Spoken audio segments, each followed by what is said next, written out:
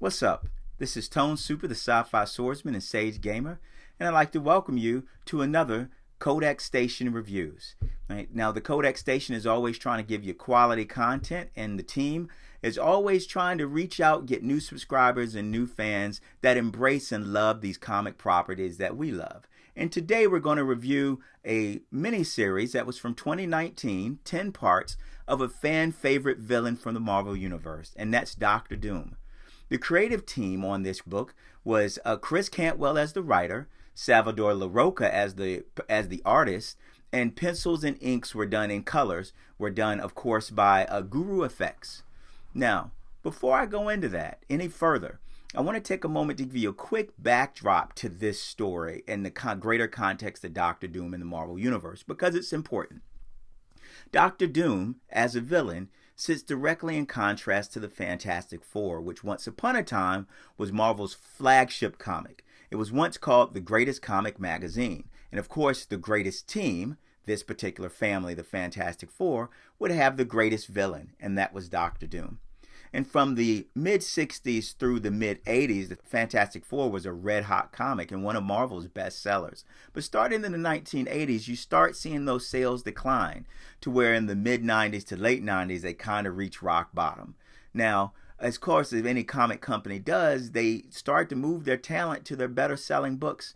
And because of this, the Fantastic Four goes through a period of being written very uneven, and by extension, so does Doctor Doom.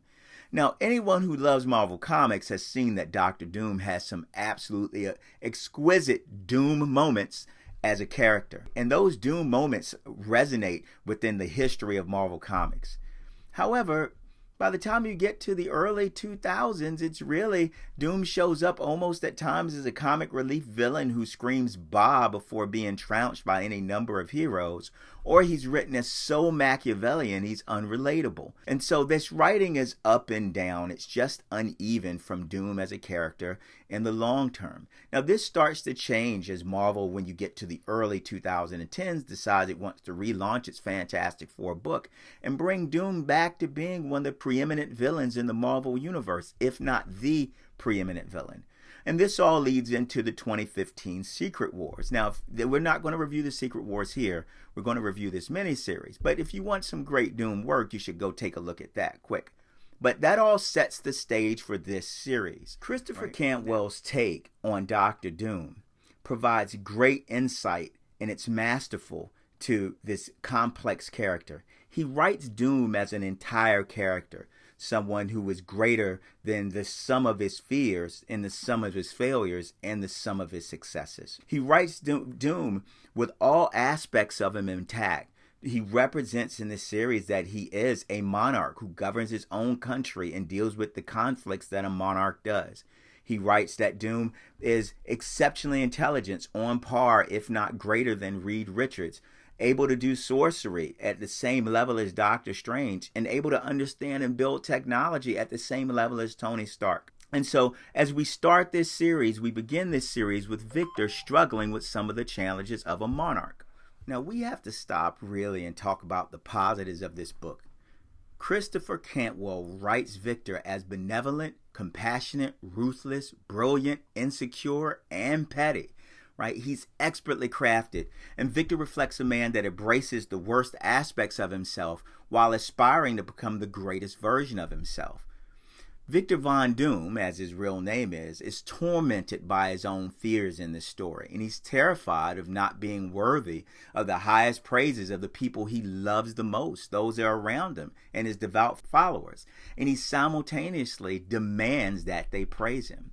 It's a complex approach to a character that works in a resounding fashion through the book. Now, not only does it highlight his mastery of many things, but it also, the book takes the time to show that he has complex relationships, a scope of characters in this book that are just unheralded. I never expected to see so many great characters productively worked into the story. And we have lesser known heroes like Union Jack, all the way up to Marvel heavy hitters like Blue Marvel, all the way to cosmic aspects like Mephisto and Mistress Death, all wound into this story. And this story also spends time developing sensitive relationships to Victor, relationships between himself and Kang, the relationships between himself and Morgan Le Fay, relationships between himself and Doctor Strange. It also fixates on a relationship between himself and Reed Richards, and this is where this series begins to shine. Across the arc of the story that's being told, you start to see just how fixated Doctor Doom, Victor Von Doom, is on the relationship and the interaction between him and Reed Richards, to great success and great peril. And that's where this book really shines, right? Highlighting just how dysfunctional the relationship between them is. And lastly, this book is replete with what I call Doom moments. If you love previous Doom moments with Doom awesomeness, where something happens that only Victor Von Doom could do, then you must read this series, because this story has several of them that you just look back and go, wow, we need more of this. Let me quickly talk about the only true negative that I take a hat for this story. And that is, within the arc of the story, Victor is having visions, and those visions are showing him something that's troubling him. But these visions happen so seamlessly within the context of the panels, it's hard to know where the vision begins and what's real to Victor. The vision ends and what's real to Victor begins. That may be what Salvador Larroca intended as he drew out the panels for it. For me, it left me going back and rereading panels and rereading pages to make sure I had things in context. If the dialogue of the characters hadn't said Victor was having visions, there was no artistic cue that what I was reading was a vision Victor was having. And so understanding that after the fact, going back and reading the series, it was clear when Victor was having visions and when he wasn't. But without reading that, the art wouldn't have led me to that on my own. Now, that's a small negative takeaway, and I mean it's infinitesimally small. It in no way detracts from the greater purpose of this book. The 2019 miniseries Doctor Doom, titled Doctor Doom, is Victor Von Doom written at his finest. If you like complex writing and complex characters, you need to pick this up. This book starts with the troubled monarch at its best and ends with one of the most quintessential Doom moments you have ever read in comics. My rating for this series is 9.5 out of 10.